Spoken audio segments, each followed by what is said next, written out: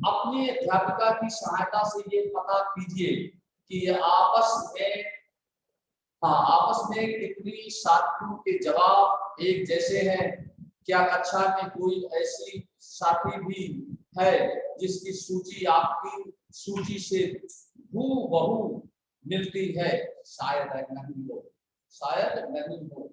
हालांकि ऐसा होगा कि कई साथियों के कुछ जवाब आपके जवाबों से मिलते जुलते होंगे। कितने साथियों को आपके जैसी किताब पढ़ना पसंद है? आपके कक्षा के विद्यार्थी कुछ मिलाकर कितनी भाषाएं बोलते हैं? इनसे अब तक आपको यह अंदाजा हो गया होगा कि कई मामलों में आप अपनी साथियों की तरह हैं और कई मामलों में आप उनसे बिल्कुल अलग। दोस्ती करना, क्या ऐसे इंसान से दोस्ती करना आपके लिए आसान होगा जो आपसे बहुत भिन्न है? नीचे दी गई कहानी पढ़ें और इस बारे में सोचें। मैंने इसे एक मजाक की तरह लिया, मजाक जो कि फटे पुराने कपड़े पहने उस छोटे से लड़के के लिए था जो जनपथ के भीड़ भाड़ वाले चौराहे की लाल बत्ती पर अखबार बेचता था। मैं जब भी वहां से साइकिल से गुजरता, वो अंग्रेजी का अखबार हाथ में लगाते हुए मेरे पीछे भागता और उस दिन की सुर्खियों को हिंदी अंग्रेजी के मिले जुले शब्दों में चिल्लाकर सुनाता रहता। इस बार मैं पटरी के सहारे रुका और मैंने उससे हिंदी का अखबार मांगा। उसका मुंह खुला रह गया। उसने पूछा, मतलब आपको हिंदी आती है? बिल्कुल, मैंने अखबार के पैसे देते हुए कहा। क्यों, तुमने क्या सोचा? वो रुका, पर आप लगते तो बड़े अंग्रेज हैं। वो बोला, मतलब कि आप हिंदी पढ़ भी सकते हैं? हाँ बिल्कुल, पढ़ सकता हूँ। इस बार मैं थोड़ा अधीर होते हुए बोला, मैं हिंदी बोल सकता हूँ, पढ़ सकता हूँ और लिख भी सकता हूँ। मैंने स्कूल में दूसरे सब्जेक्ट विषय के साथ हिंदी पढ़ी है। सब्जेक्ट है। उसने पूछा, अब जो कभी स्कूल नहीं गया उसको मैं क्या समझाता कि सब्जेक्ट क्या होता है? वो कुछ होता। मैंने शुरू किया ही था कि बत्ती हरी हो गई और मेरे पीछे गाड़ियों के हॉर्न का शोर शोरना बढ़ गया। मैंने भी अपने आप को ट्रैफिक के साथ आगे बढ़ने दिया। अगले दिन वो फिर से वहां पर था। वो मुस्कुरा रहा था और मेरी तरफ हिंदी का अखबार बढ़ाते हुए उसने कहा, भैया आपका अखबार, आप बताइए ये सब्जेक्ट क्या चीज है?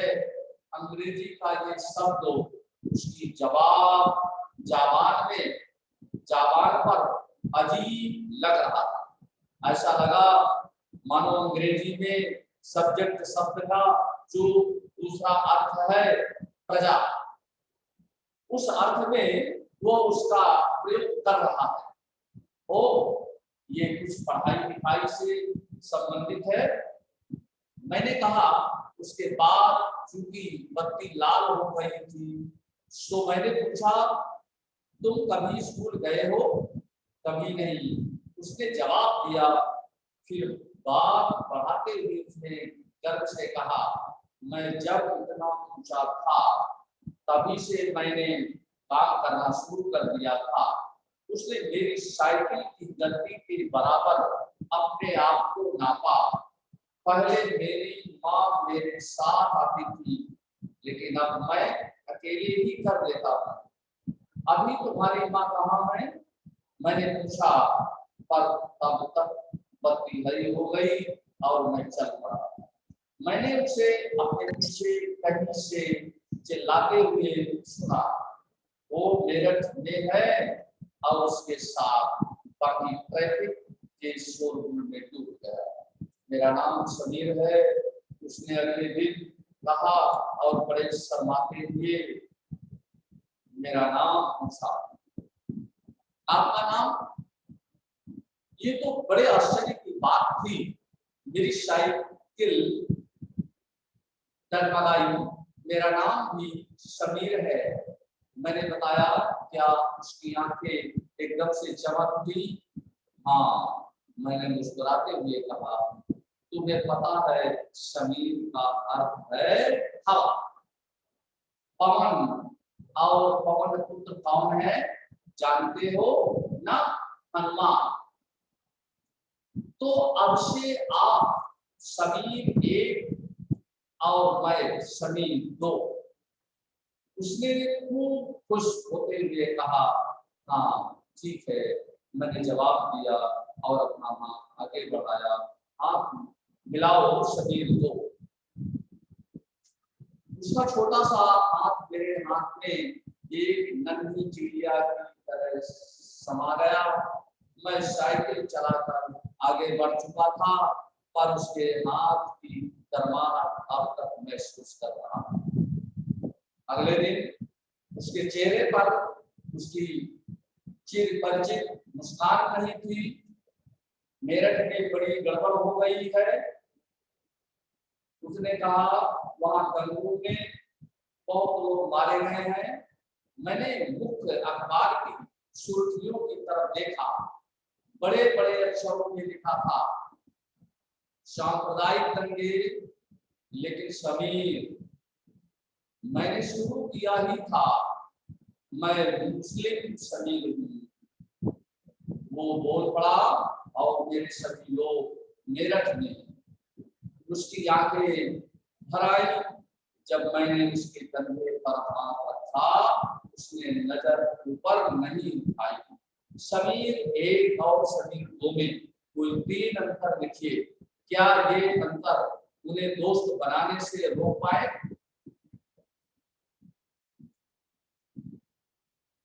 अगले दिन वो चौराहे पर नहीं था, ना उसके अगले दिन वो लिखा, और ना आगे फिर कभी। अंग्रेजी या हिंदी का कोई अखबार मुझे नहीं बता सकता कि मेरा समीर दो आखिर कहाँ गया। जहां समीर एक को अंग्रेजी ज्यादा अच्छी आती है, वही समीर दो हिंदी बोलता है। हालांकि दोनों की भाषाएं अलग हैं, फिर भी दोनों एक दूसरे से बात कर पाए। उन्होंने इसके लिए प्रयास किया क्योंकि उनके लिए बात करना महत्वपूर्ण था। समीर एक और समीर दो की धार्मिक व सांस्कृतिक पृष्ठभूमियां भी अलग हैं। जहां समीर एक हिंदू है, वहीं समीर दो मुसलमान। दोनों में दोस्ती हुई क्योंकि दोनों दोस्ती करना चाहते थे। खान पान, पहनावा, धर्म, भाषा आदि की ये भिन्नताएं विविधता के पहलू। अपनी विविध धार्मिक और सांस्कृतिक पृष्ठभूमियों के अलावा समीर एक और समीर दो कई अन्य मामलों में भी एक दूसरे से अलग। उन त्योहारों की सूची बनाइए जो हो सकता है कि समीर एक और समीर दो मनाते हो। समीर एक समीर दो, क्या आप ऐसी किसी परिस्थिति के बारे में सोच सकती हैं जब आपने उससे दोस्ती की जो आपसे बहुत अलग हो? इसका वर्णन एक कहानी के रूप में कीजिए। एक दूसरे से अलग थे। उदाहरण के लिए समीर एक ने स्कूल में पढ़ाई की थी, जबकि समीर दो अखबार में बेचता था। समीर दो को स्कूल जाने का मौका नहीं मिला, मौका ही नहीं मिला। आपने संभवतः अपने इलाके में ऐसे कई लोगों को देखा होगा जो गरीब हैं और जिनकी भोजन घर और कपड़े की जरूरतें भी पूरी नहीं हो पाती।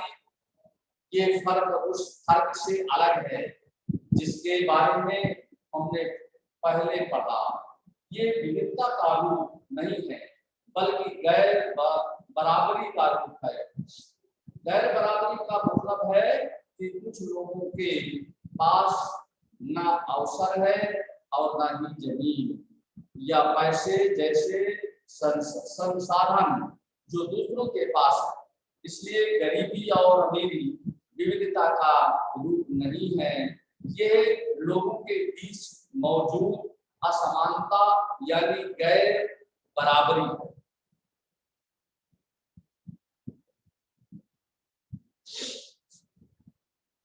जात व्यवस्था असमानता का एक और उदाहरण है। इस व्यवस्था में समाज को अलग अलग समूहों में बांटा गया है। इस बंटवारे का आधार था कि लोग किस किस तरह का काम करते हैं। लोग जिस जाति में पैदा होते थे उसे बदल नहीं सकते थे। उदाहरण के लिए, अगर आप तुम्हारे घर में पैदा हो गई तो आपकी जात भारतीय होगी और आप बस नहीं बन सकती थी। कोई व्यक्ति जात से जुड़ा अपना पेशा भी नहीं बदल सकता था। इसलिए उस ज्ञान के अलावा किसी अन्य ज्ञान को हासिल करना जरूरी नहीं समझा जाता था। इससे गैर बराबरी पैदा हुई।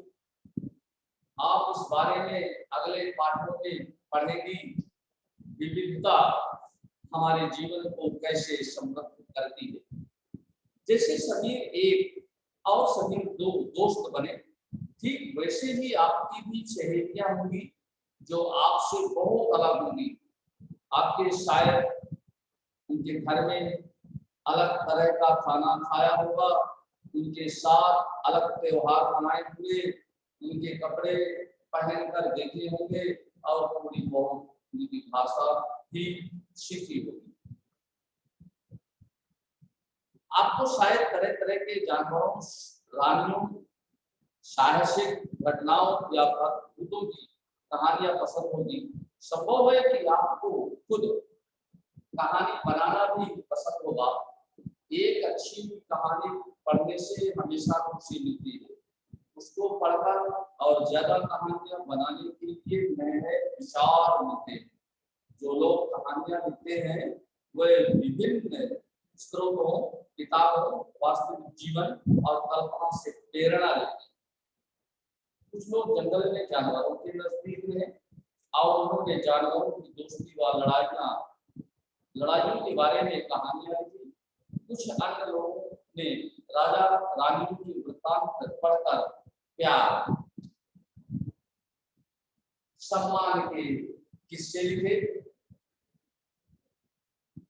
उसने अपने बचपन की यादों में गोते लगाए। स्कूल और दोस्तों की मधुर यादों से निकालकर कुछ साहस की कहानियां लिखी। कल्पना कीजिए कि जिसकी कहानियां आपने सुनी या पढ़ी है, उन सभी कहानीकारों या कहानी सुनाने वालों को ऐसी जगह पर रहना पड़े जहां लोग केवल दो तीन रंग के कपड़े पहनते हो, लाल एवं सफेद, एक तरह का खाना खाते हो, समान रूप से केवल दो पशु पक्षी को पालते हो।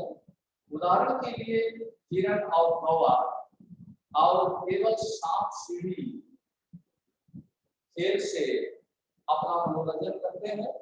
ऐसी जगह रहकर वे कैसी कहानियां लिख पाएंगे। भारत में विविधता, भारत विविधताओं का देश है।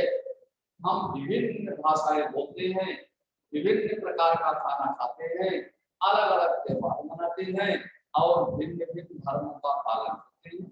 लेकिन गहराई से सोचे तो वास्तव में हम एक ही तरह की चीजें करते हैं, केवल हमारे करने के तरीके अलग।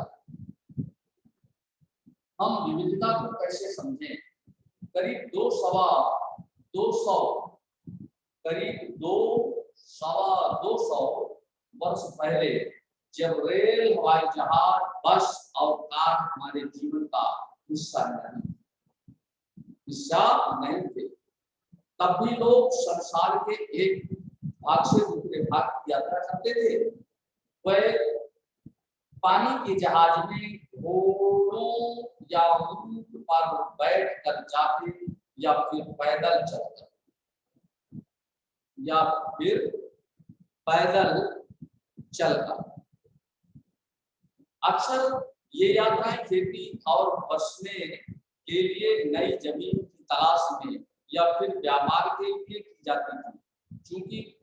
चूंकि यात्रा में बहुत समय लगता था, इसलिए लोग कई नई जगह पर अक्सर काफी लंबे समय तक ठहर जाते थे। इसके अलावा सूखे और अकाल के कारण भी कई बार लोग अपना घर बार छोड़ देते थे। उन्होंने जब पेट भर खाना तक नहीं मिलता था, तो वह नई जगह जाकर बस जाते थे। कुछ लोग काम की तलाश में और कुछ लोग युद्ध के कारण छोड़ देते थे।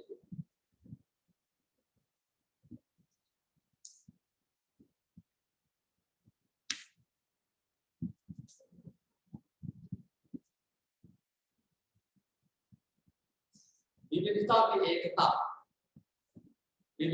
में एकता है। ये पॉइंट है विविधता की समझ। तो विविधता में एकता, प्रश्न नंबर 1 है आपका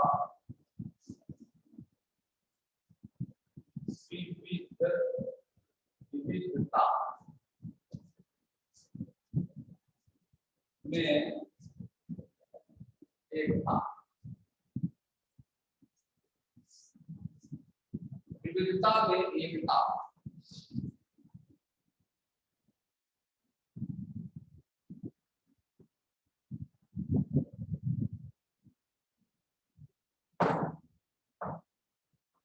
भारत की विविधता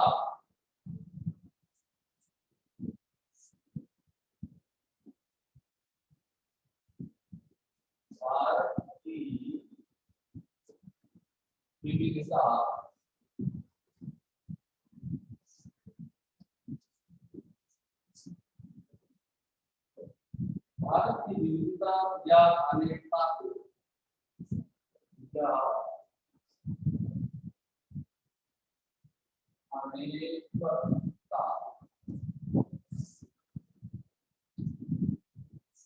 अनेकता को उसकी ताकत का स्रोत माना गया है। अनेकता को उसकी ताकत का स्रोत, उसकी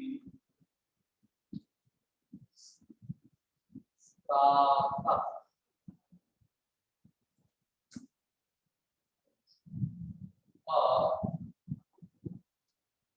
स्रोत माना गया है।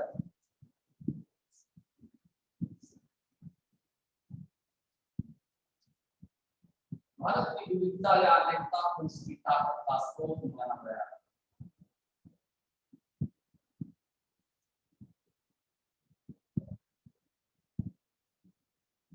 मगर लोगों ने इतना दिया कि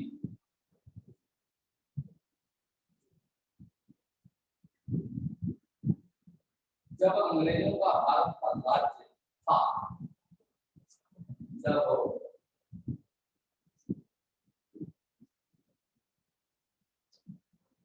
अंग्रेजों का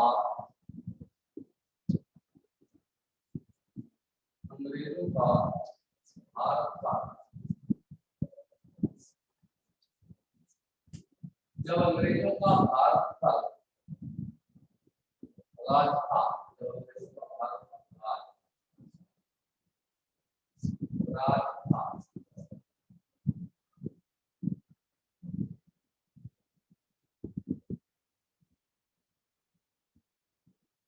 तो विभिन्न धर्म भाषा को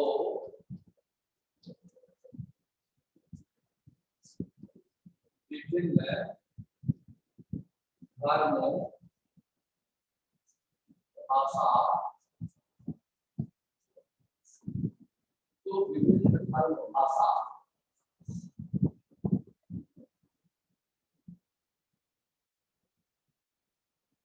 और क्षेत्र की महिलाओं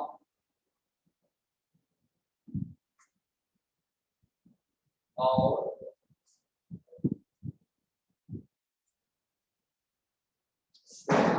की महिलाओं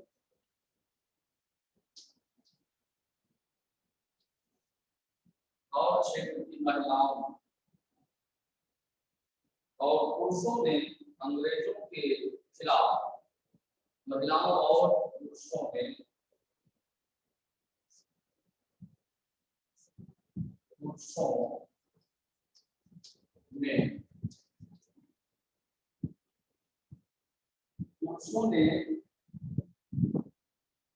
अंग्रेजों के खिलाफ मिलकर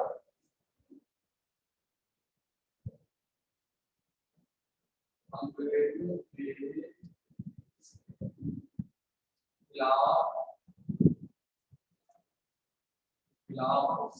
मिलकर और अंग्रेजों के खिलाफ, पुरुषों ने अंग्रेजों के खिलाफ मिलकर, अंग्रेजों के खिलाफ मिलकर लड़ाई लड़ी थी। मिलकर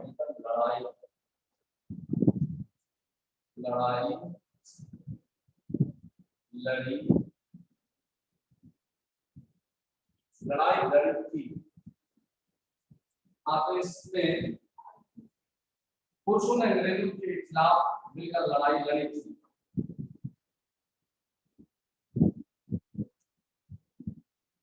मगर लोगों ने दिखा दिया,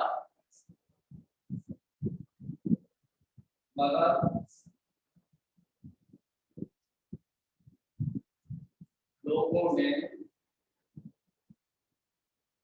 दिखला दिया, मगर लोगों ने दिखा दिया। सर उधर का नहीं दिख रहा। एक दूसरे से चाहे वह एक दूसरे से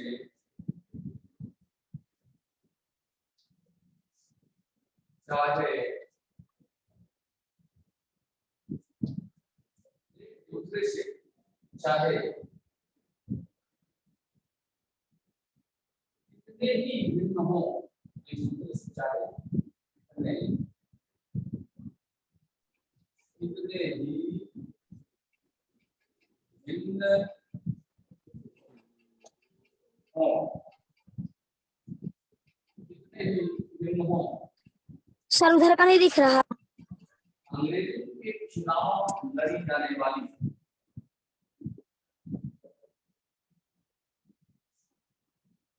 अंग्रेजों के खिलाफ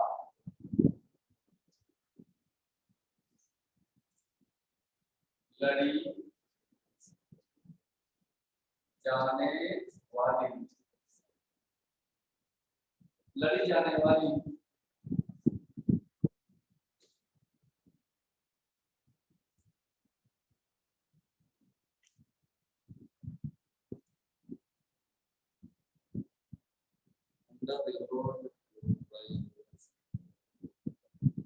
सर इस तरफ का नहीं दिख रहा।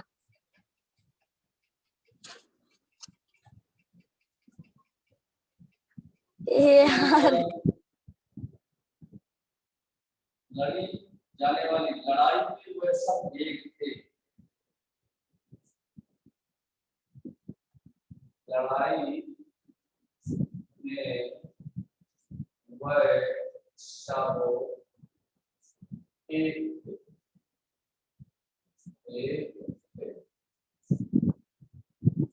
लड़ी जाने वाली लड़ाई में वह सब एक थे।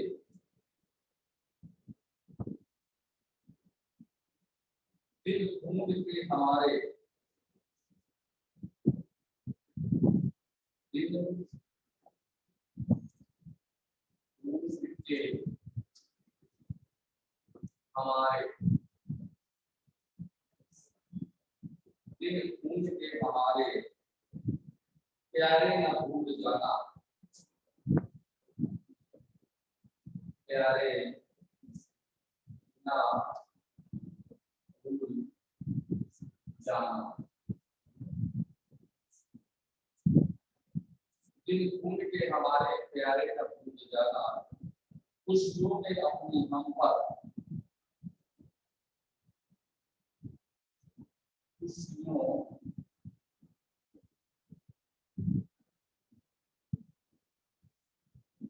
में अपनी हम पर, खुशियों में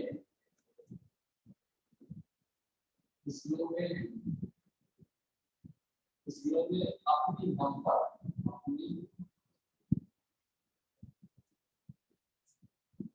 अपनी हम पर, खुशियों में अपनी हम पर आंसू बहा के जाना, आंसू बहा के जाना। हाँ, ये है, ये विविधता में एकता, ये आगे बच्चों विविधता में एकता, विविधता में एकता।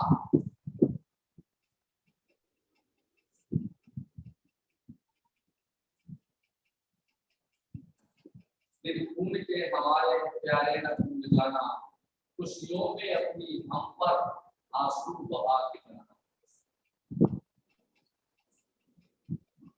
सर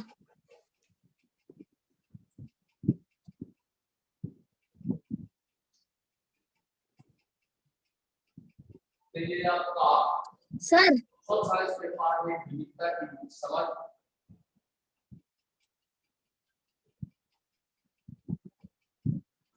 ये नागरिक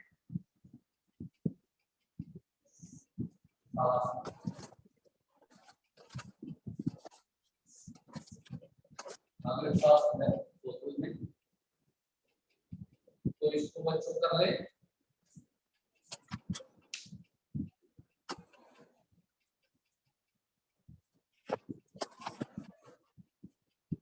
सभी बच्चों से नमस्कार, धन्यवाद।